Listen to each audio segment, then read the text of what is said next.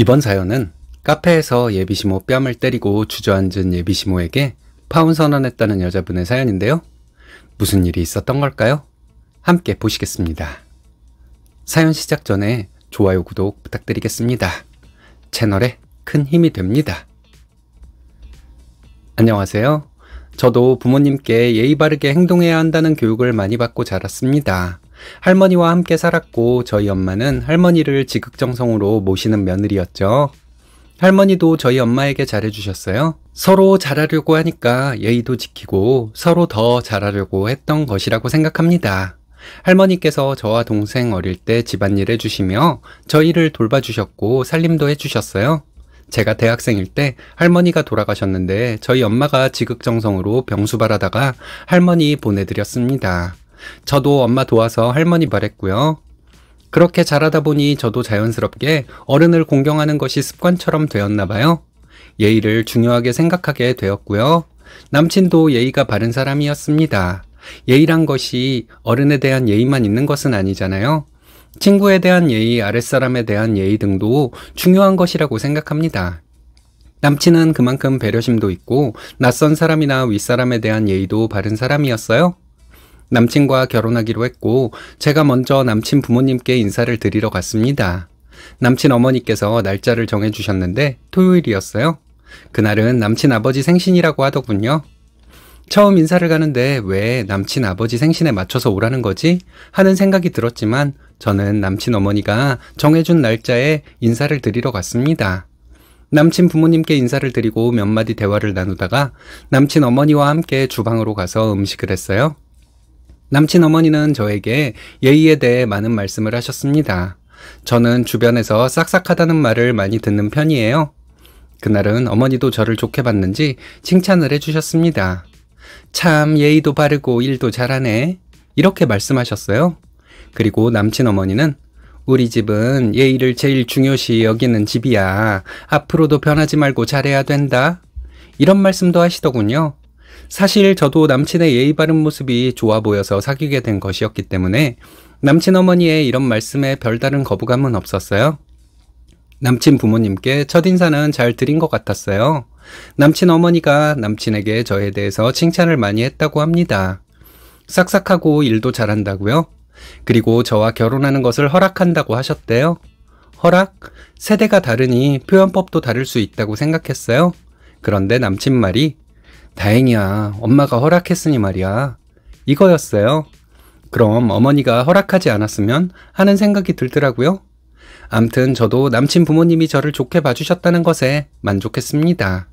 남친도 저희 집에 인사를 드렸고 저희 부모님도 남친을 마음에 들어 하셨어요. 저와 남친은 결혼 준비를 하면서 양가에 놀러 가곤 했습니다. 한 번은 남친 집에 놀러 갔는데 남친 아버지가 볼 일이 있다고 하면서 남친을 데리고 나가셨어요. 그래서 남친 어머니와 저 둘만 집에 남게 되었죠. 그때 남친 어머니가 황당한 말씀을 하시더군요. 둘이 할머니 만나고 온다고 간 거야 하셨습니다. 저도 모르는 얘기는 아니라서 그런가 보다 했거든요. 그런데 어머님 말씀이 그 할마씨는 명도 길어. 병원에 입원해 있어서 돈도 많이 들어가. 이거였어요. 예의를 그렇게 중시한다던 남친 어머니가 이런 말씀을 하시니 저는 좀 어안이 벙벙했습니다. 그날 남친에게 얘기를 들어서 알게 되었어요. 할머님은 병원에 입원한 지 1년 정도 되었다고 합니다.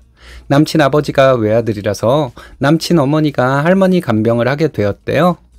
그런데 3개월 정도 주말마다 병원에 왔다 갔다 하시더니 그 후로는 잘 안 가셨다고 합니다. 병원에 가도 별로 할 일은 없대요. 할머니가 기력이 없으셔서 주무시는 시간이 대부분이라고 하더라고요.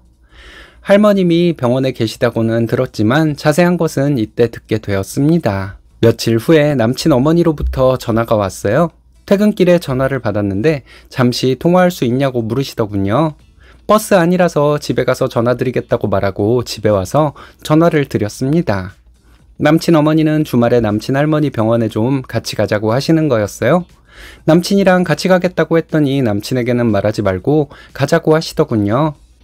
일하느라 바쁘네. 귀찮게 하지 말고 나랑 둘이 가자. 이러셨습니다. 할머님이 정신은 온전치 못하시지만 인사는 드려야 할 거 아니냐길래 저는 알겠다고 했죠. 그리고 주말에 저는 남친 할머님께 인사드리러 병원으로 갔어요. 남친 어머니는 저를 보자마자 기다렸다는 듯이 일을 시키시더군요. 냉장고 정리해라, 걸레 빨아와라 등등 일을 시키셨어요. 내가 이걸 왜 해야 하지? 하는 의문이 들었지만 저는 잠자코 남친 어머니가 시키는 일을 했죠. 저 할망구 옷도 갈아입혀야 하고 씻겨주고 해야 하는데 그건 나중에 알려줄게. 남친 어머니가 이렇게 말씀하시는데 저는 너무 황당했습니다. 저는 그날 남친 할머님께 인사드리러 가는 것으로 생각하고 좀 차려입고 갔거든요. 남친 어머니는 저에게 왜 그런 옷을 입고 왔니? 편하게 입고 오지. 이런 말씀을 하셨습니다. 할머님에게 인사를 드리는 것이라서 이렇게 입고 왔다고 했더니 저 할망구 정신도 없어서 아무것도 몰라. 너 왔다 간 것도 모를 거야. 다음부터 여기 올 때는 옷 편하게 입고 와야 네가 편할 거야. 하셨어요. 남친 어머니는 오늘은 내가 도와줄 거야. 필요하면 두어 번 더 도와줄 수도 있고 그 다음부터는 너 혼자 해야 된다. 일머리가 있어서 잘할 수 있을 거야. 이렇게 말씀하셨어요. 저는 너무 놀라웠어요. 제가 왜 혼자 여길 와요? 이렇게 물었는데 남친 어머니는 네가 며느리 될 사람인데 당연히 와야지. 넌 눈치도 없니? 내가 여길 오라고 했으면 단번에 알아들을 줄 알았는데 하시면서 혀를 차시더라고요. 그러고 나서 남친 어머니는 할머님 몸을 닦여드리고 있었습니다. 저희 할머니 돌아가시기 전에 이런 일은 많이 해봐서 익숙한 일이었어요. 그래, 잘한다. 어쩜 이렇게 일머리가 좋니? 다음 주부터는 내가 안 와도 되겠다. 남친 어머니 말씀에 저는 점점 표정이 굳어졌죠. 왜? 힘드니? 벌써부터 힘들면 어쩌니? 앞으로 네가 해야 할 일인데. 하시는 거였어요. 결혼 날짜 이제 막 잡았고 식장 예약도 안 한 상태인데 이제부터 제가 주말마다 병수발을 해야 한다는 게 참 어이가 없었습니다. 그날 저녁에 남친과 통화를 했어요. 그날 할머님 병원에 갔을 때 있었던 일을 남친에게 전부 말했어요. 저는 어머니가 간병하는 것이 힘드시면 도와줄 수 있다. 하지만 나한테 완전히 떠넘기려는 어머님을 이해할 수는 없다.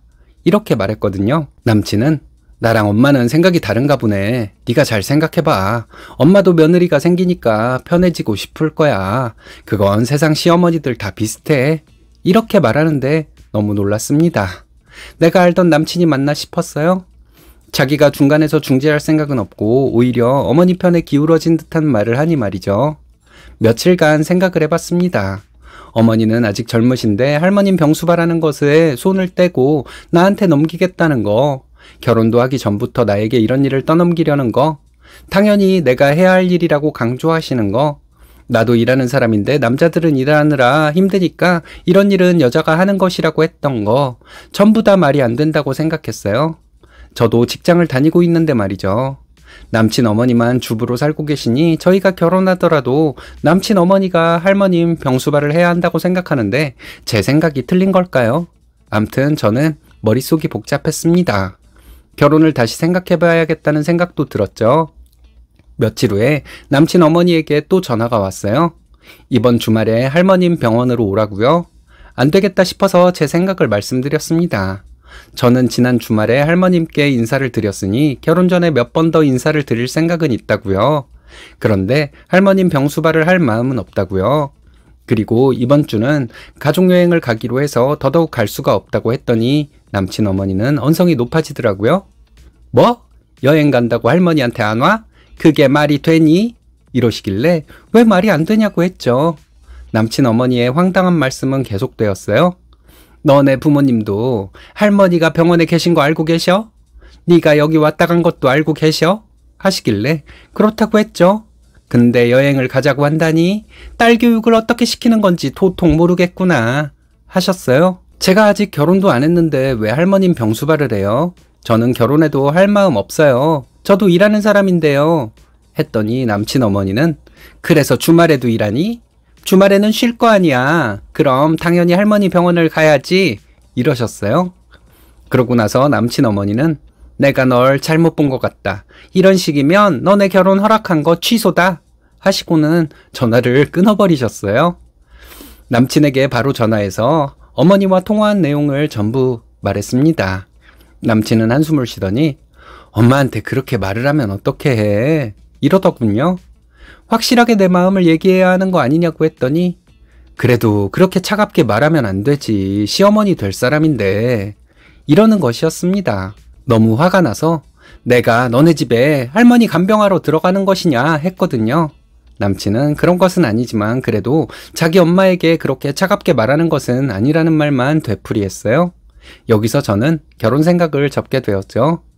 저는 남친에게 제 의사를 말했습니다. 어머니가 할머님 간병을 떠넘기는 것도 그렇고 네가 어머니의 말도 안 되는 요구에 미지근하게 반응하는 것도 그렇고 하니 파혼하자고요. 남친은 무슨 그런 일로 파혼을 하자는 거냐 하더군요. 말을 더 해봐야 안 통할 것 같아서 나는 그렇게 마음을 정했으니 그런 줄 알라 하고 전화를 끊었어요. 남친이 계속 전화가 오는데 안 받았습니다. 전화기 끄고 잤어요. 다음날 일어나서 보니 남친이 톡을 보냈더라고요. 엄마에게 엄청 화냈어. 결혼해도 네가 할머니 간병하는 일은 없을 거야.